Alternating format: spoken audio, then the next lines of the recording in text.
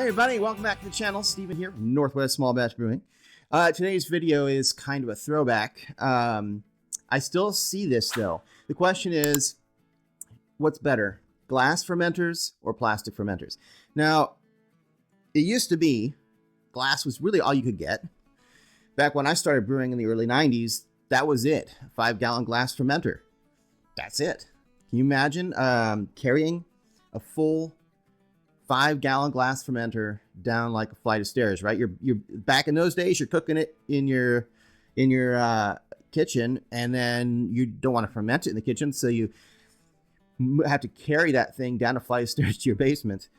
Yeah, well, we'll get into this because there are people that are still using those 5-gallon glass fermenters, and there are people that are using the smaller glass jugs, like if you're doing 1-gallon batches. So let's start with plastic, okay? So plastic, it's easy to clean. And I will say it's easier to clean. Usually, plastic fermenters come with a wide mouth on the top. And so you can take that off and easily get in there and clean it. And yeah, I mean, the glass is not usually that way. Glass has got more of a narrow opening on almost every glass one that I've ever seen.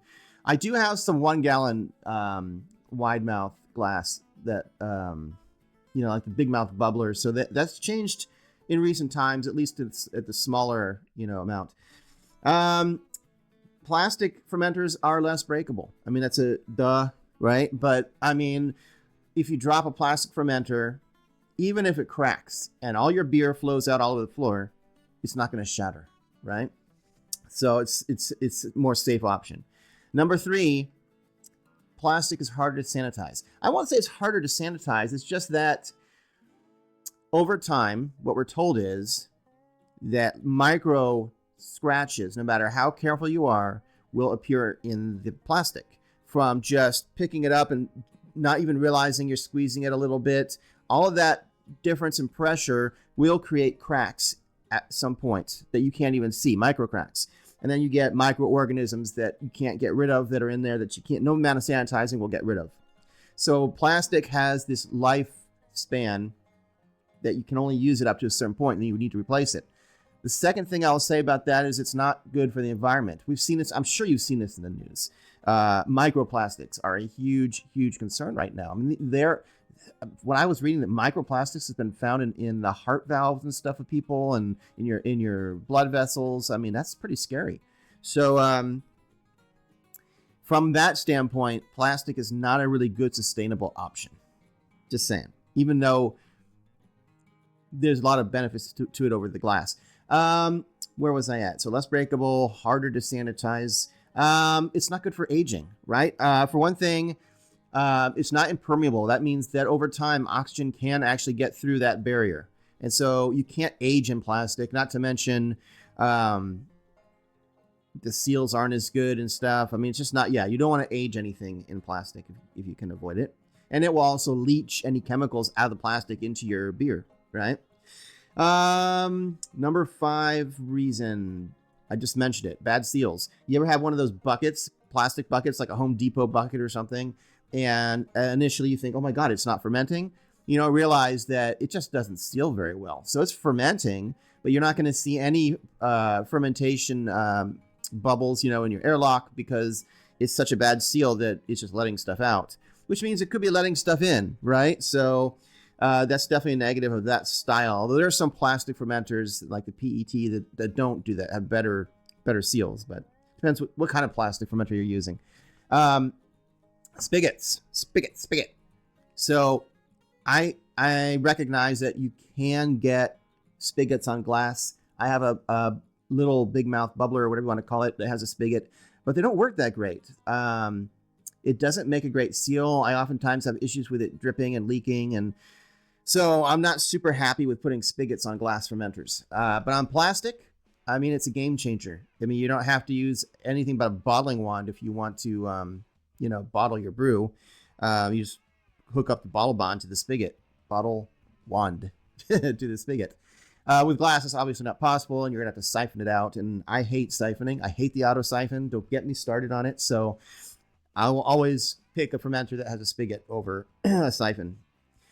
All right, glass. Glass, we already said it's more permeable, right? It can block oxygen 100%. So it is great for using to age beer because you can put it in there and just leave it and you're not going to have to worry. It's easy to sanitize. Now, I don't mean it's easy because, I mean, those big 5-gallon ones are not easy because the opening's tiny and you can't get in there, but easy to sanitize in the sense that you're not going to get micro scratches. It's going to hold up to the test of time. The nice thing, that's the one thing I like about glass is that, you know, as long as you don't break it, it's good for a lifetime. More than a lifetime, probably. You can see your fermentation. Now, with glass. Now, depending on what kind of plastic fermenter, you can also see it in plastic. So that's kind of a draw. But if you're using like a bucket from the hardware store, you can't see into it because those are colored, right? So that won't work. I already mentioned this kind of with this easy to sanitize, but glass is harder to clean, right? Because most glass, I mean, they do have the wide mouth ones now, but a lot of those older like carboy styles, you can't get in there. So you can't really, you got to get these long, weird brushes and stuff. And yeah, they're kind of a pain to clean. They're more expensive, right? Glass fermenters generally are more expensive. Some of the pressure fermentation PET vessels are pretty expensive, but in general, glass tends to be more expensive. But the trade-off is you're not going to have to replace it if you're careful with it. And of course, I think that the number one reason to own a plastic one over glass, and I think most people would agree, is that glass is easy to break. And I kind of already talked about this, but if your hands are wet at all from the brewing process and you try to pick up a glass fermenter, especially like one of those 5-gallon ones, it is going to just slip right through your hands. And there are people that have countless times, there are stories of people going to the hospital with arms and legs sliced open because this glass is not Pyrex, right? It's just, it shards, right? When it shatters, it shatters into shards. And people have gotten very seriously injured by these things. And so for that reason alone, it's better not to own a carboy like that. If you have to have glass, look for something that's got a wide mouth and has a carry case. So don't ever try to pick up a glass fermenter with just your hands. Get some kind of carry strap or something. Rig something up because it is super dangerous. Anyway, that's my comparison between those two. If you're already a seasoned brewer, you probably already know this. But if you're new to brewing, there is a million fermenters out there that you can sift through. And I can see how confusing it would be to decide, well, which one should I get, right? So that helps narrow that down maybe by comparing the two. Hey, I hope that was interesting. And I'll be back in another week for another video. And until then, keep on brewing.